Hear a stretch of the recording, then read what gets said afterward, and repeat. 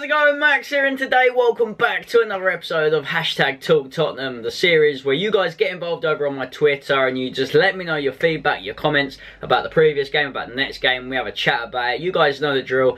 If you are watching this right now, smash that thumbs up button. Tottenham play tonight at 8 o'clock. I will be doing a live reaction video to that, so keep an eye out. And hopefully, I'm not sure which one will be uploaded first, so just bear with me. Obviously, I might be a little bit behind because the game hasn't happened, so whatever I say now could contradict something. But anyway, let's get cracking.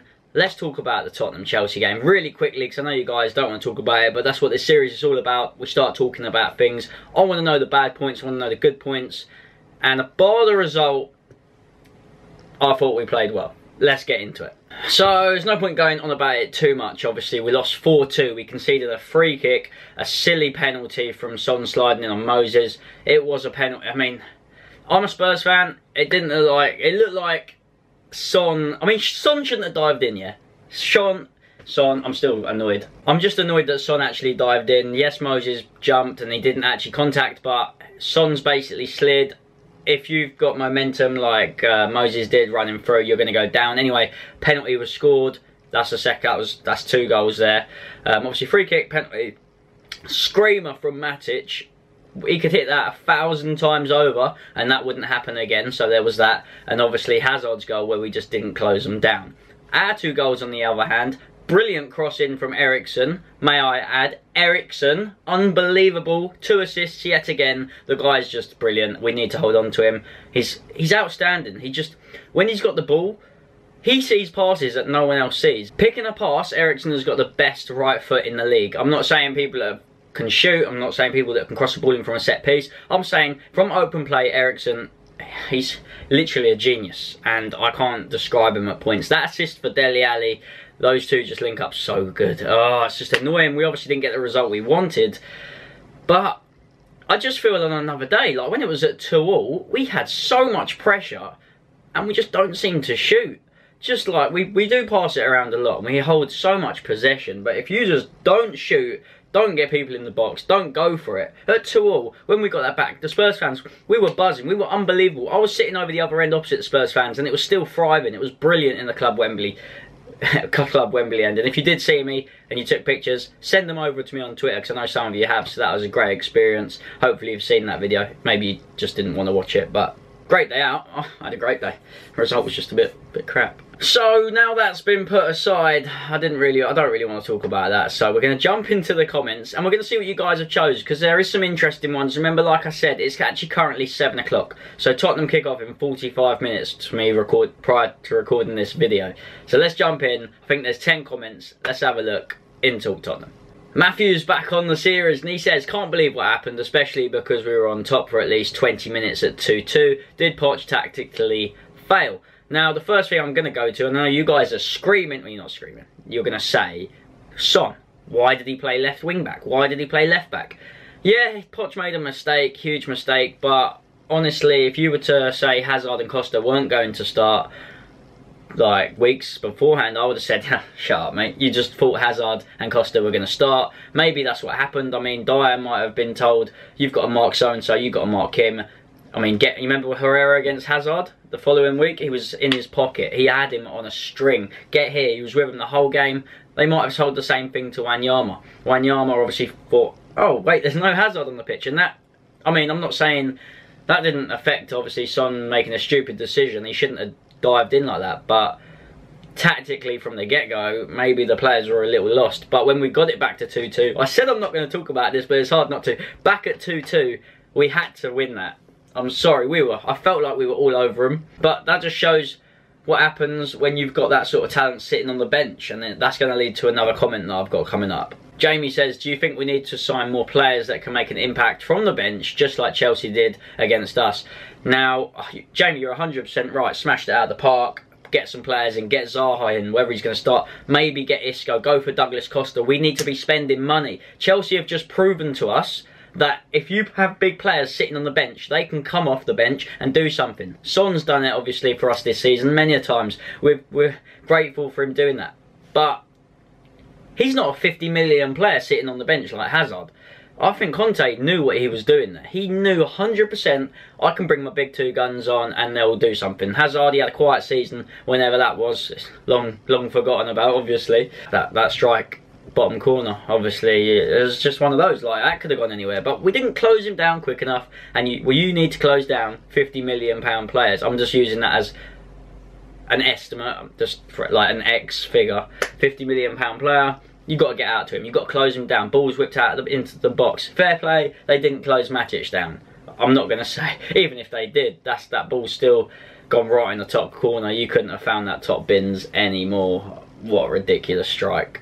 Like 4-2 as a scoreline. If you didn't watch the game and someone goes to you, oh, Chelsea won 4-2, you'd be like, oh, knew they were going to batter Spurs. Wrong.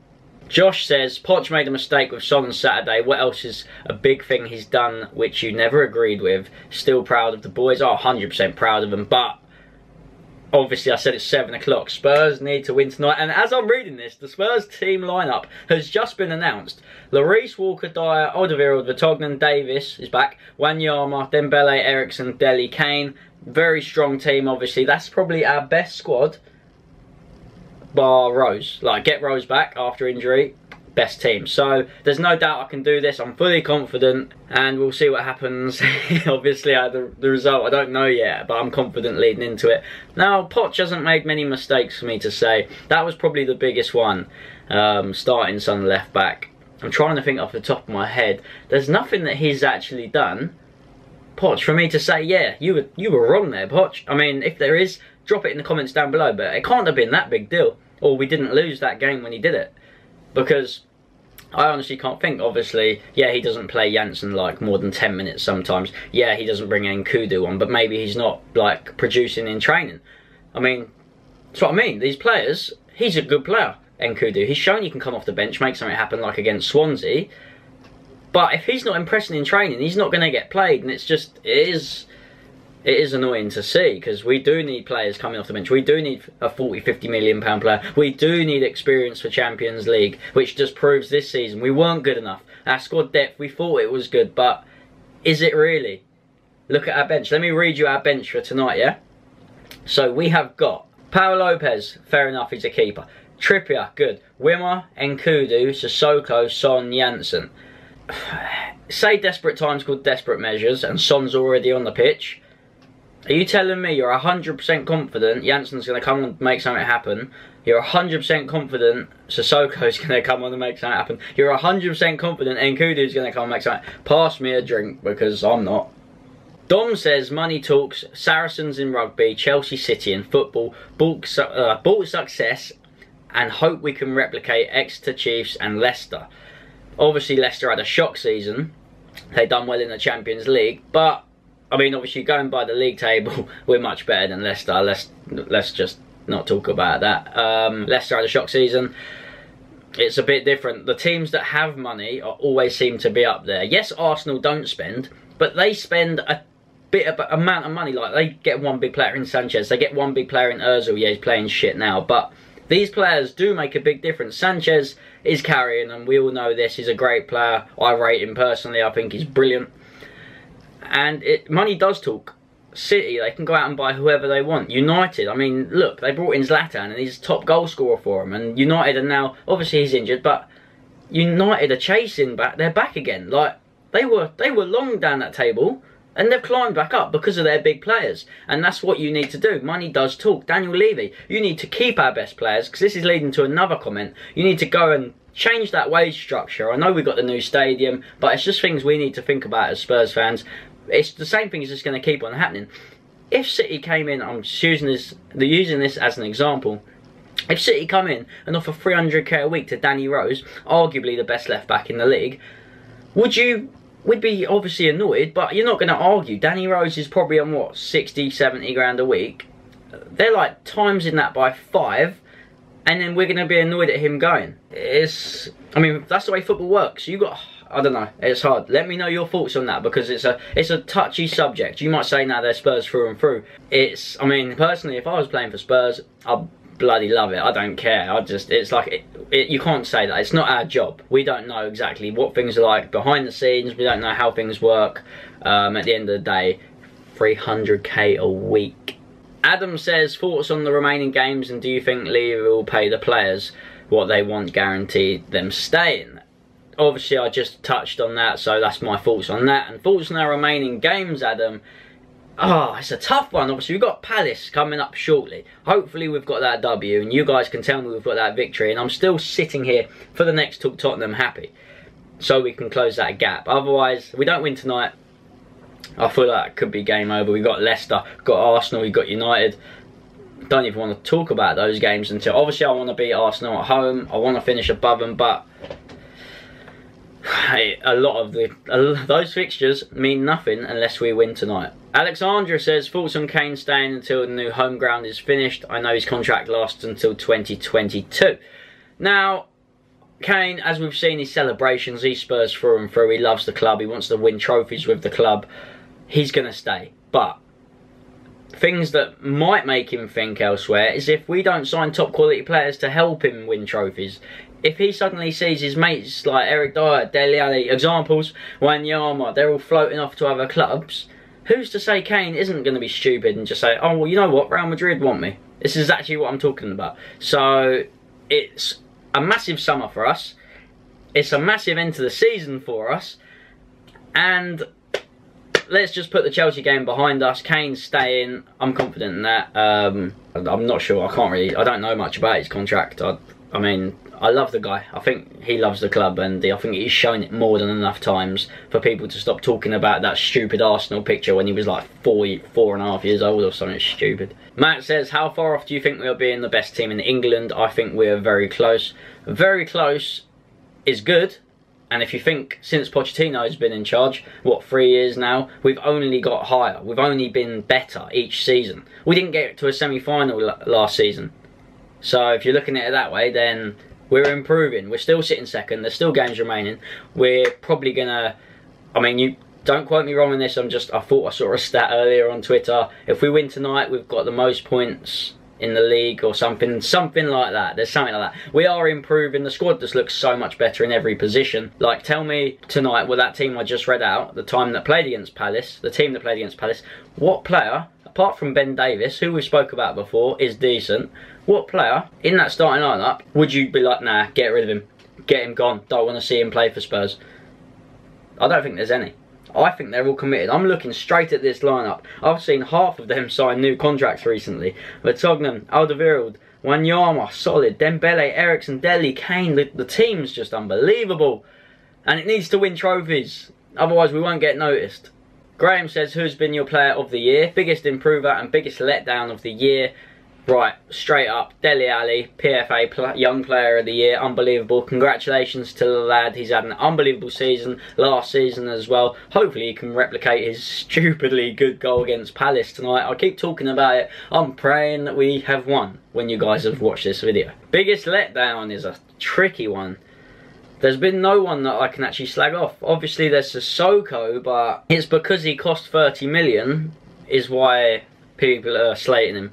Which, no, there's every right. If someone paid 30 million for me and I couldn't even kick a ball straight at the goal, I'd be worried for myself. Harry says, if we finish second and Arsenal finish outside the top 4 but win the FA Cup, who has had the better season? Oh, it's a tricky one, that. If you were to say Arsenal did finish top 4, not that, let's just not talk about Arsenal. If in that situation, I would say, I don't know. I want to win trophies. The Tottenham lads want to win trophies. FA Cup, it was there. North London final. I know it's a London final anyway, but a Tottenham Arsenal final would have been incredible. That is such a hard question to answer, Harry. You guys, if you're still watching the video, answer that comment down below and just give me your feedback. What would you rather? Tottenham finish second without a trophy, or Arsenal finish outside the top 4 but with the FA Cup? So if that was to happen for Spurs, what would you rather? Leading on to my final comment from Harrison, it says, do you think we will drop off now after the weekend? Are you happy to settle for just top 4? Thought this was the year. I thought this was the year. A lot of Spurs fans thought it was, but you've got to think, Chelsea haven't put Spurs in the position to bottle it. We haven't been able to bottle it ourselves. It's like last year. Chelsea of driving through. They've shown that they have got class in their team. They've got class at the start of the season. They're class now still. They obviously won last night from when I'm recording this video against Southampton 4-2. Like they know how to put the ball in the back of the net as well. That's why they're top of the league. They've got David Luiz and Cahill in Team of the Year. I thought this was our year. It's a tricky one. I've never thought it was our year. I thought we could have maybe won the FA Cup. Do you think it will drop off after the weekend? We've got Arsenal on Sunday. That is literally, that's the biggest game of the season for us, in terms of fans and everyone who supports the club, because that's, I mean, you know how big that game is. I feel like I haven't really answered your question there, Harrison, because it's actually another tricky one, because I don't know. It's all down to results. If we win against Palace and we beat Arsenal, we're still on track. We just need to win all of our games. If Spurs win all of their games, no one can say anything, because we would have beat Arsenal, United, Leicester, Palace, boom. It's all down to Chelsea. So that is a wrap. That is me finished this episode of Talk Tottenham. Thank you very much if you have watched to the end. If you have, hashtag down below, have a day off. That's probably what I want you to hashtag down below. Just pop that down. That shows me that you guys have watched it till the end. And I appreciate every single one of you, even if you haven't watched it till the end, but you would have had to see me saying this. Hopefully you guys have enjoyed. Have a day off yourselves. Take care. I'll see you soon. Come on, you Spurs. Bye-bye.